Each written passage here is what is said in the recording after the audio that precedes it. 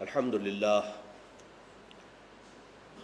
للہ وکفا والصلاة والسلام علی عباده الذین اصطفى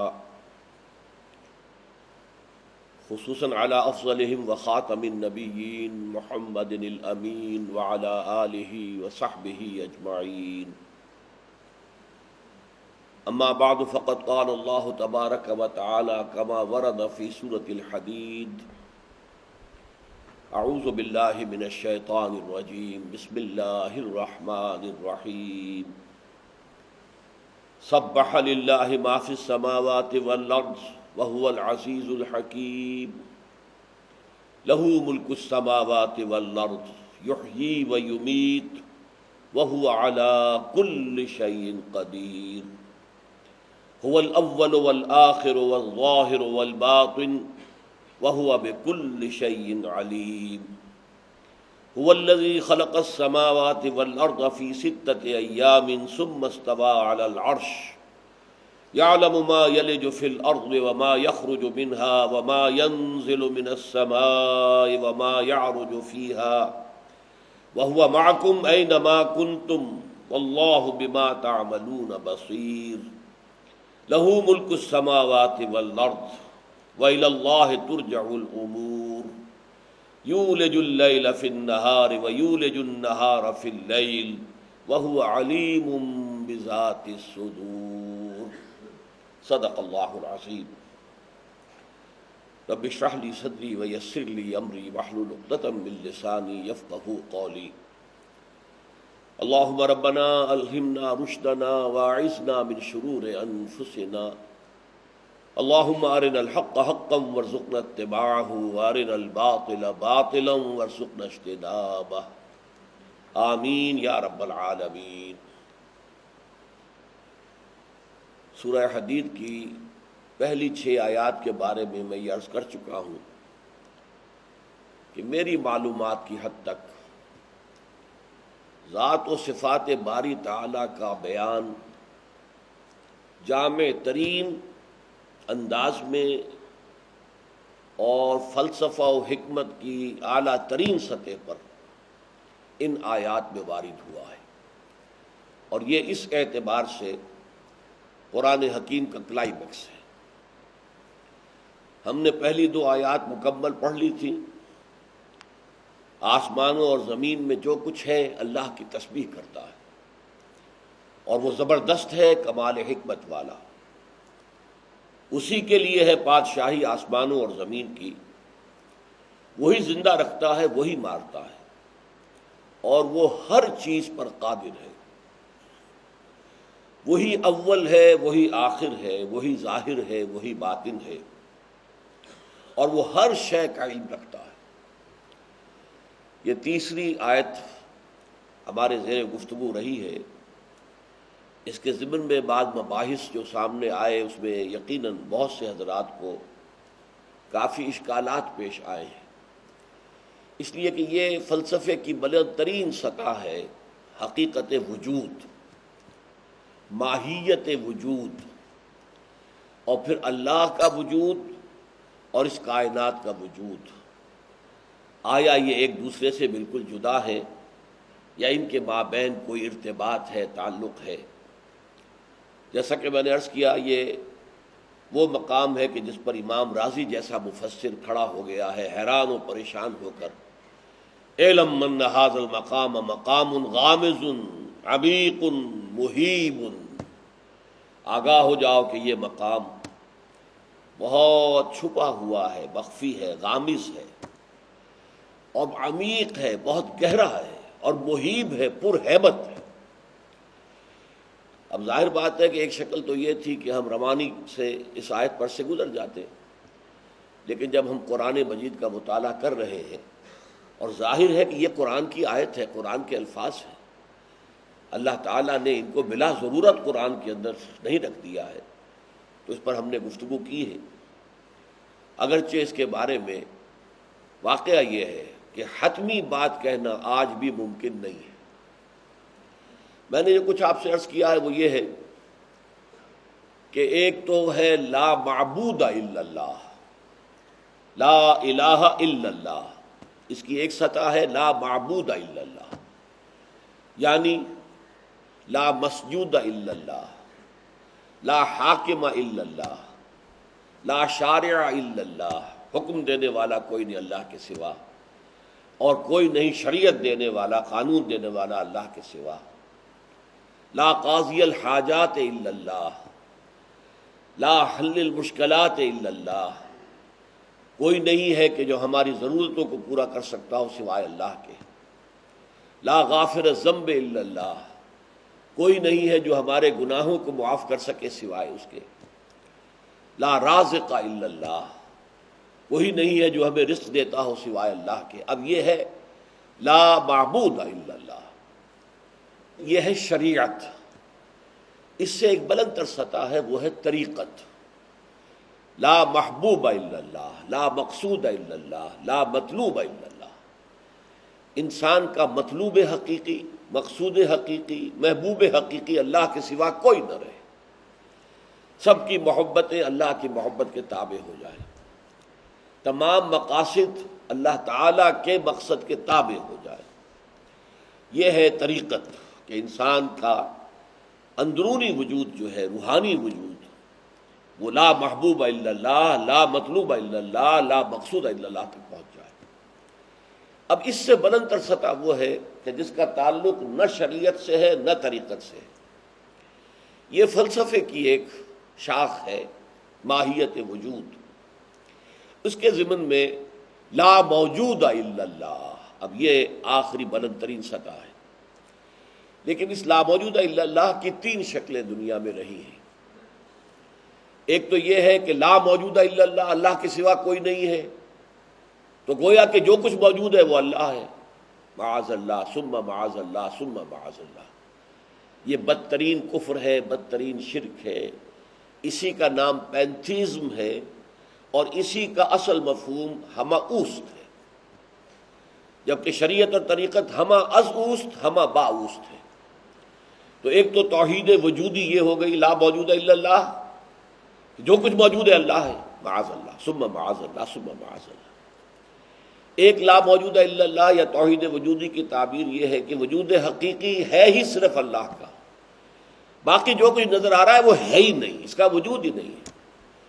کل ما فی الکون، یہ جو کچھ بھی نظر آ رہا ہے کچھ بھی نہیں ہے، الا وہم و خیال، یہ وہم ہے ہمارا، خیال ہے، تصور ہے، اور عکوس فی المرایا او ظلال، یا یہ کہ یہ جیسے کہ آئینے میں تصویر نظر آ جاتی ہے، عکس نظر آ جاتا ہے، اس کا وجود کوئی نہیں ہوتا، یا سایہ ہوتا ہے تو سائے کا کوئی وجود نہیں ہے۔ یہ خیال ہمارے ہاں شاعری میں بہت زیادہ پیش کیا گیا ہے، اور کافی لوگوں کو مقبول ہے لوگوں کے اندر۔ چنانچہ میں نے بہت سے آپ کے سامنے اشعار رکھے کہ ہستی کے مت فریب میں آ جائیے و اسد، عالم تمام حلقہ دام خیال ہے۔ یہ دام خیال ہے، اس کا کوئی وجود نہیں ہے۔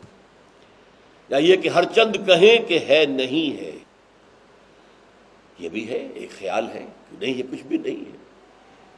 تو اس اعتبار سے یہ دوسرا جو ہے، اس کے لیے عام طور پر لفظ وحدت الشہود کا استعمال ہوتا ہے، اور یہ منسوب ہے، جیسا کہ میں نے بتایا تھا کہ شیخ مجدد الفسادی رحمۃ اللہ علیہ، انہوں نے مثال دی کہ اگر آپ ایک لاٹھی لے لیں اور اس کے ایک سرے پر کپڑا باندھ کر اس میں مٹی کا تیل ڈال کر اس میں آگ لگا دیں تو ایک شعلہ جوالہ آپ کے پاس ہے۔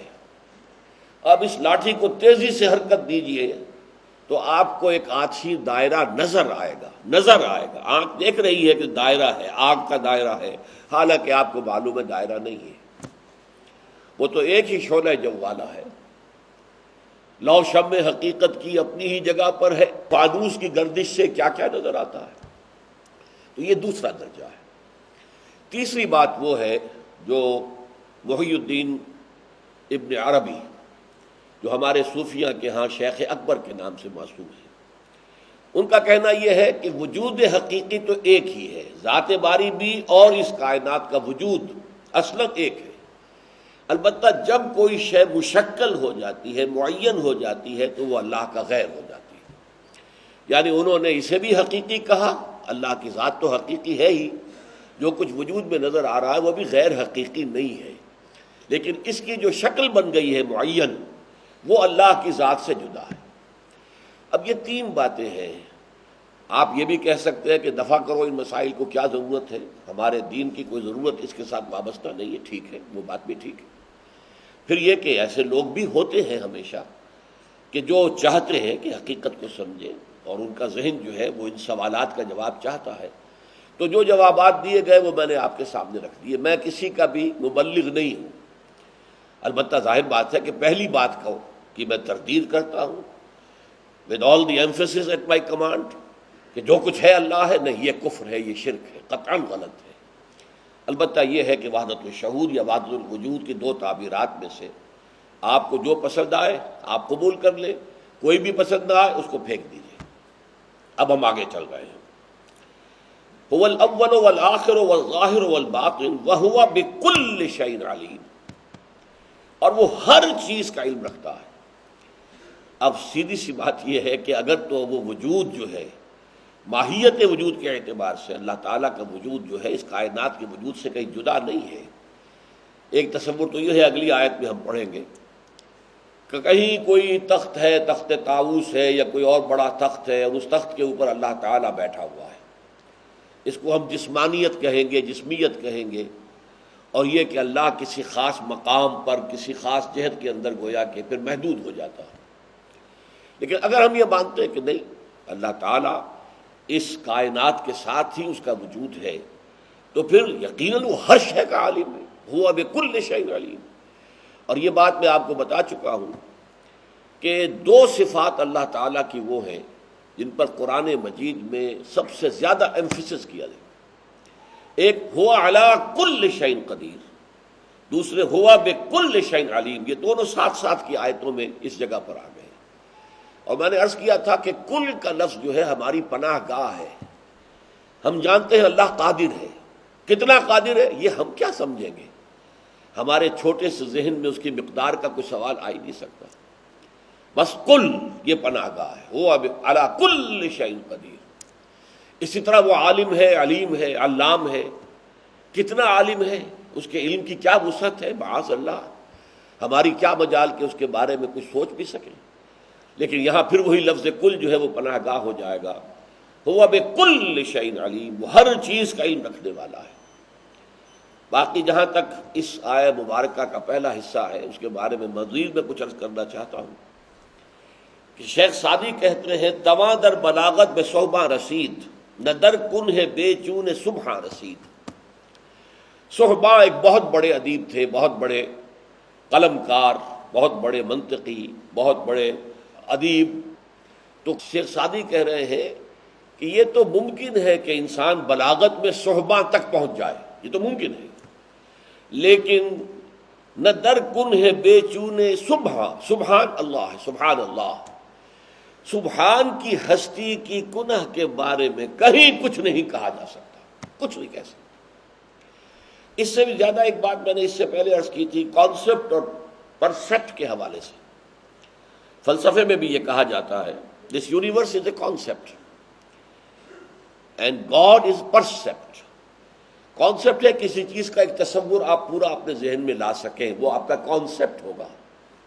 پرسیپشن یہ ہے کہ آپ نے کسی چیز کا ادراک کر لیا ہے لیکن آپ اس کا احاطہ نہیں کر سکتے۔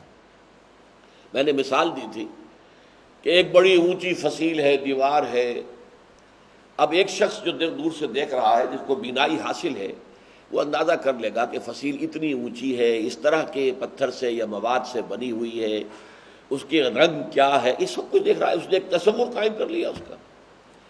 لیکن ایک نابینا انسان آئے گا، آ کر اس کو چھوئے گا اور اس کو دیکھے گا کہ ہے تو صحیح، اب یہ کتنی اونچی ہے میں نہیں جانتا، یہ کس مواد سے بنی ہے میں نہیں جانتا، اس کا رنگ کیا ہے میں نہیں جانتا۔ یہ بات ہے جو نظامی گنجوی ایک بہت بڑے شاعر ہیں فارسی کے، دور بینان بارگاہ الست جز پے این برداند کے ہست۔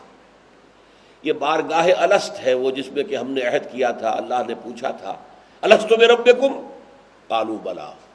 تو بارگاہ الست جو ہے اللہ تعالیٰ کا وہ دربار، اس کو جہاں تک لوگ دور سے دیکھنے والے ہیں، دور بینان، جتنے زیادہ سے زیادہ دیکھنے والے ہیں اس بارگاہ ربانی کے، وہ بھی سوائے اس کے اور کچھ نہیں کہہ سکتے کہ ہست ہے موجود، یہ ہست ہے۔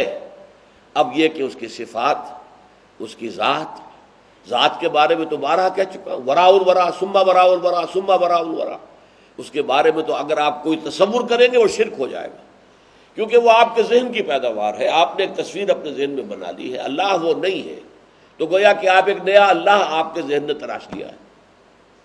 می تراشت فکر ماں ہر دم خدا بندے دیگر، میرا فکر جو ہے ایک خدا کو بناتا رہتا ہے، جیسے بت تراشتا رہتا ہے، ایسے ہی میری سوچ جو ہے اگر وہ اللہ کی ذات کے بارے میں کچھ کرتی ہے کوشش، تو گویا کہ وہ بت ہے جو اس نے بنا لیا ہے اپنے ذہن کے اندر۔ اس حوالے سے میں آج آپ کو ایک شعر سنا رہا ہوں۔ اے برطرز خیال و قیاس و گمان و وہم، اے وہ ذات کہ جو خیال، قیاس، گمان اور وہم سب سے وراء الورا ہے، وراء الورا ہے، وراء الورا ہے۔ اے برطرز خیال و قیاس و گمان و وہم، بس ہرچہ گفتیم شنیدیم و خواندائیم، اور اے وہ ہستی جو بلند تر ہے، وراء الورا ہے، ان تمام چیزوں سے جو ہم نے کہیں یا ہم نے سنی یا ہم نے پڑھی، تیری ذات کے بارے میں کچھ نہیں جانتے ہم۔ دفتر تمام گشت، ہمارا دفتر، ہماری کتاب، ہماری کاپی تو ختم ہو گئی، لکھتے لکھتے لکھتے لکھتے لکھتے لکھتے لکھتے لکھتے دفتر تمام گشت و بپایا رسید عمر، اور ہماری عمر بھی اب آخری کنارے پر آ لگی ہے۔ ماں ہم چنا در اول وصف تمانائے، ہم تجھے کیا سمجھیں گے، ہم تو اب تک تیرے پہلی صفت کے بارے میں بھی تھک گئے ہیں، ہار گئے ہیں، کچھ نہیں سمجھ سکتے۔ یہ اول وصف، تو پہلا وصف کیا ہے اللہ کا؟ اللہ کی صفاتی نام ہے وہ 99 ہیں، ان میں سے 5 کو کہا گیا بنیادی، یعنی یوں سمجھیے امہات الصفات۔ جیسے رسول بہت سے ہیں، اولو العزم 5 ہیں، حضرت نوح، حضرت ابراہیم، حضرت موسیٰ، حضرت عیسیٰ، حضرت محمد صلی اللہ علیہ وسلم وعلیہم الصلاۃ والسلام، اولو العزم من الرسل، رسولوں میں بہت بلند مقام رکھنے والے۔ اسی طرح اللہ کی صفات، نمبر 1 وجود، اس کی ہستی ہے، ہست جو ہم محسوس کرتے کہ ہے وجود۔ نمبر 2 حیات، یہ کوئی مردہ وجود نہیں ہے، زندہ وجود، حیات، اور حیات کی بھی کامل ترین شکل کہ نہ اسے نیند آتی ہے نہ اونگ آتی ہے۔ تو وجود، حیات، علم، ہر شے کا علم ہے، قدرت ہر شے پر قادر ہے، اور کلام، وہ بات کرتا ہے، متکلم ہے۔ یہ 5 صفات ہیں۔ تو اولین صفت کون سی ہے؟ وجود۔ اور وجود باری تعالیٰ کے بارے ہی میں آج تک سارے فلسفی، سارے منطقی، سارے متکلمین وہ سب کے سب درماندہ ہیں، تھکے پڑے ہیں، ان میں کچھ بات کہنے کی ہمت نہیں ہے۔ امام راضی کہہ رہے ہیں اعلم ان ھذا المقام مقام غامض معمیق مہیب، تو یہ ہے هو الاول والآخر والظاہر والباطن وهو بكل شيء علیم، هو الذی خلق السماوات والارض فی 6 ایام، وہی ہے جس نے پیدا کیا آسمانوں اور زمین کو 6 دنوں میں۔ یہ کائنات کی تخلیق 6 دن، یہ تورات سے بھی ثابت ہے اور قرآن مجید میں 7 مرتبہ آیا، لیکن ان 6 دنوں کی حقیقت ہم نہیں سمجھ سکتے۔ قرآن مجید میں یہ بھی بیان ہوا ہے کہ اللہ تعالیٰ کا ایک دن تمہارے 1000 سال کے برابر ہے، اور ایک جگہ پر یہ بھی آیا ہے 50,000 سنہ، وہ قیامت کا دن جو ہوگا وہ 50,000 برس کا ہوگا۔ تو یوں سمجھیے کہ دن جو ہے، ایک ہمارا دن کا کانسیپٹ ہے، وہ ہماری زمین کی ایک گردش ہے، 1 روٹیشن۔ یہ سورج کے سامنے ہے تو دن ہے، اور پیچھے چلی گئی ہے تو وہ رات ہے، اور یہ مل کر ایک دن بنتا ہے۔ یہ تو ہوا ہماری زمین کا دن، لیکن ہو سکتا ہے کہ مریخ کا دن کچھ اور ہو، اس کی ایک جو ہے اپنے محور پر جو حرکت ہے وہ ایک 24 گھنٹے میں نہیں بلکہ 100 گھنٹوں میں ہوتی ہے، اور جو دور دور سے سیارے ہیں بڑے بڑے ہیں، زمین سے بہت بڑے بڑے، ان کا ایک دن پتہ نہیں کتنا ہوگا۔ پھر یہ سورج جو ہے یہ بھی اپنی جگہ پر حرکت کر رہا ہے، اس کی بھی دونوں موومنٹس ہیں، محوری گردش بھی ہے اور ایک وہ دورانی جو ہے، اپنے پورے کنبے کو لے کر، اپنے سارے سیاروں کو لے کر وہ کسی اور بہت بڑے ستارے کے گرد چل رہا ہے۔ تو اب اس کا بھی ایک دن ہے، کیا تصور ہم کریں گے اس کے ایک دن کا؟ پھر گیلیکسی کا ایک دن ہے، پھر یہ کہ اس پوری کائنات کا ایک دن کیا ہوگا۔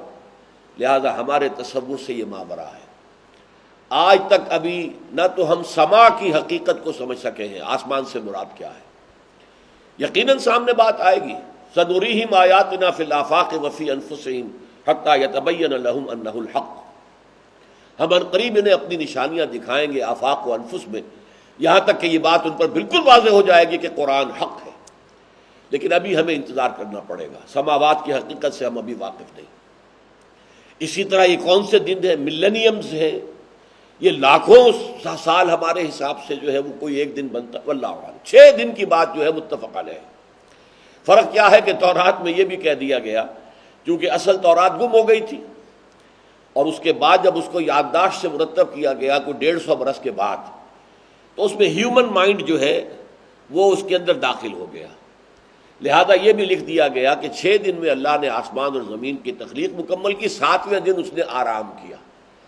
یہ 7ویں دن کے آرام کا تصور ہے جو ویسٹ میں ویک اینڈ کی طرح کا جو بنیاد ہے در حقیقت ویک اینڈ، وہ اس پر مبنی ہے کہ 7ویں دن اللہ نے آرام۔ آخر تھک گیا نا، اتنی بڑی کائنات پیدا کی 6 دن میں، تو تکان ہوئی ہے۔ اسی کا جواب سورہ قاف میں دیا گیا، وَلَقَدْ خَلَقْنَا السَّمَاوَاتِ وَالْأَرْضَ وَمَا بَيْنَهُمَا فِي 6 أَيَّامٍ وَمَا مَسَّنَا بِاللُّغُوبِ۔ یہ تو صحیح ہے کہ ہم نے آسمانوں اور زمین اور جو کچھ اس کے مابین ہے ان کی تخلیق جو ہے 6 دن میں کی، لیکن ہمیں کوئی تکان لاحق نہیں ہوئی، گویا کہ اس کی نفی ہے کہ ہمیں کسی آرام کی ضرورت نہیں تھی۔ تو فرمایا هُوَ الَّذِي خَلَقَ السَّمَاوَاتَ وَالْأَرْضَ فِي 6 أَيَّامٍ ثُمَّ اسْتَوَىٰ عَلَى الْعَرْشِ، پھر وہ سیدھا ہو گیا۔ استوا کسے کہیں گے؟ خط استوا جو زمین کو 2 برابر برابر حصوں میں تقسیم کرتا ہے۔ مستوی ہو جانا، دیکھیے ایک گھوڑے کا سوار ہے جو شیکی ہے، ایک گھوڑے کا سوار ہے جم کر بیٹھا ہوا، گھوڑا اس کے کنٹرول میں ہے۔ استوا کے معنی ہے برابر ہو کر، کوئی ادھر ادھر جھکاؤ نہیں ہے۔ ثم استوى على العرش، اس کو ہم اگر سادہ لفظ میں بیان کریں گے، پھر وہ متمکن ہو گیا تخت پر۔ اب یہ عرش کیا ہے، یہ پھر ایک بہت بڑا مسئلہ آ گیا۔ جیسا کہ میں نے ابھی عرض کیا تھا، ایک دیہاتی بیچارہ اگر یہ سمجھے کہ جیسے کوئی راجہ ہوتا ہے تو اس کا ایک تخت ہوتا ہے، اس پر وہ بیٹھتا ہے، بادشاہ ہوتا ہے، تخت طاؤس ہوتا تھا ایک، یا جیسا کہ میں نے آپ کو بتایا ہے کہ ایک تھرون آف ڈیوڈ ہے جو اب بھی ویسٹ منسٹر ایبے کے اندر موجود ہے، حضرت داؤد علیہ السلام کی تاج پوشی جس پتھر پر بٹھا کر کی گئی تھی۔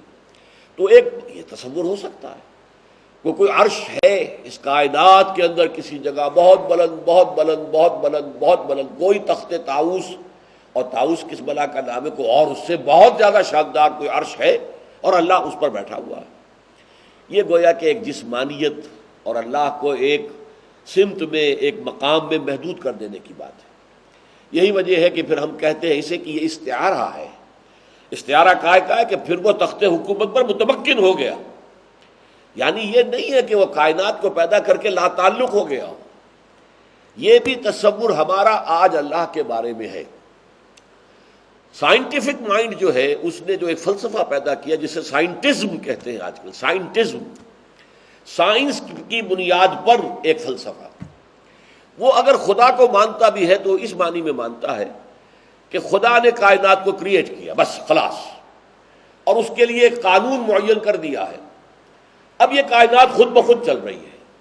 یوں سمجھیے کہ جیسے ایک فٹ بال کے کھلاڑی نے فٹ بال کو ہٹ لگائی ہے زور سے، اب وہ فٹ بال اس کا اور اس کا کھلاڑی کا کوئی تعلق نہیں ہے، اب تو وہ فٹ بال جا رہی ہے آپ سے، آپ جو بھی اس کو مومنٹم جو ہے اس کک کی وجہ سے ملا ہے وہ چلتا جائے گا۔